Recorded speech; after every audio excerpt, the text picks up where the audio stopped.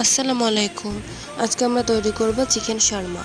তার জন্য প্রথমেই 1.5 কাপ ময়দা, 1 টেবিল চামচ ইস্ট, 1 টেবিল চামচ চিনি, অল্প লবণ, সাথে 1/4 কাপ সয়াবিন তেল এবং কুসুম গরম পানি পরিমাণ মতন দিয়ে এবং সাথে গুঁড়া দুধ দিয়ে আমরা একটা নরম ডো তৈরি করব। এবং অল্প কিছুটা লাস্টে তেল দিয়ে এটাকে আমরা গরম জায়গায় ঢাকনা দিয়ে 3 ঘন্টার জন্য ঢেকে রেখে দিয়েছি।